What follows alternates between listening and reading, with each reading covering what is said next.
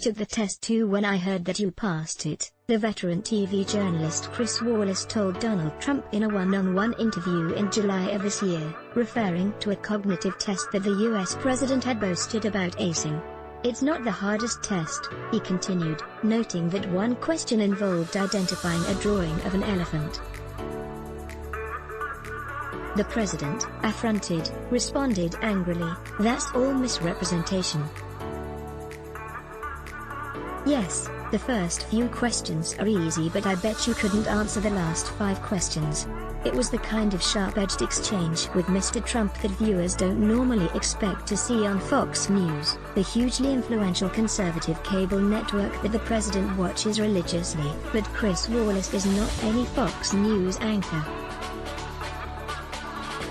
Instead, the 72-year-old has made a name for himself and his Sunday news show for precisely not being the kind of cheerleader for President Trump that some of his high-profile colleagues on the opinion side of the organization are often accused of being. Instead, he's seen as a serious, interrogative and even-handed journalist, with a measured delivery that at times seems to hark back to TV news anchors of the 1960s and 1970s. He was, in fact, a young assistant to the legendary anchorman Walter Cronkite during the 1964 Republican National Convention. On Tuesday, in Cleveland, Ohio, Wallace will moderate the first of the 2020 U.S. presidential debates between President Trump and his Democratic rival Joe Biden. It won't be his first debate rodeo. Wallace, who had a long career at other broadcasters including NBC and ABC before joining Fox in 2003, burnished his long-standing reputation for fair treatment of both sides of the U.S. political aisle in 2016, when he became the first Fox News anchor to host a presidential debate. His calm but firm handling of the third debate between Donald Trump and Hillary Clinton was widely praised. Staring through his all-black, thick-framed glasses, he calmly asked detailed, policy-oriented questions of both candidates and admonished them when they talked over each other, or him. At one point he told Donald Trump he was not a potted plant and was here to ask questions. He also asked the Republican candidate about the many sexual assault allegations against him. At the same time he pressed Mrs. Clinton about allegations that she gave preferential treatment to Clinton Foundation donors when she was Secretary of State. Chris Wallace did Fox proud was the headline of Politico's debate postmortem. No one could watch the final debate and deny that Chris Wallace is among the best in the business, wrote a Washington Post columnist. Even Democrats were effusive. He works for Fox, but Chris Wallace deserves exceptional praise, said Howard Dean, who ran for the Democratic nomination in 2004. He was tough and he was right down the middle fair. His dad would be proud. Your guide to the Trump v. Biden debate. The shadow of Wallace's father, himself a highly regarded journalist and tough interviewer, is never far from the Fox anchor. Mike Wallace, who died in 2012, was one of the original correspondents for CBS's 60 Minutes program. Over more than 50 years, he interviewed everyone from Deng Xiaoping and Barbra Streisand to Salvador Dali and Yasser Arafat. Both father and son have sat down with the longtime Russian leader Vladimir Putin.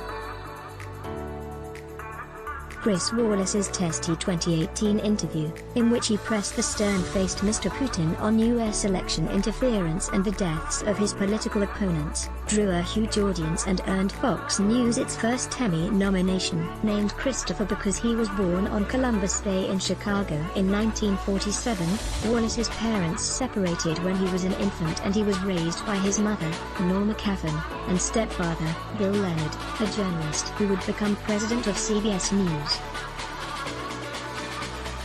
Mike Wallace only came back into Chris's life when he was 14 years old, after his older son, Chris's brother, fell off a cliff while hiking in Greece. At Harvard, Chris Wallace reported for the student radio station WHRB. When young protesters occupied University Hall in 1969, he was there to cover it. and when he was detained and taken to jail along with them, he used his only phone call to file a report, signing off with youthful bravado, "This is Chris Wallace in custody." He joined NBC News in 1975, later becoming chief White House correspondent, co-anchor of The Today Show and host of Meet the Press. He moved to ABC News in 1989 before joining Fox in 2003 as the host of Fox News Sunday with Chris Wallace. The registered Democrat, who says that it was only to vote in local elections and that he's voted for politicians from both main parties, has refrained from publicly criticizing some of his more bombastic and partisan colleagues but told the New York Times earlier this year, "Look, I work at Fox. Do I agree with some of the stuff I hear? Absolutely not." But he insists that he has editorial freedom on his show.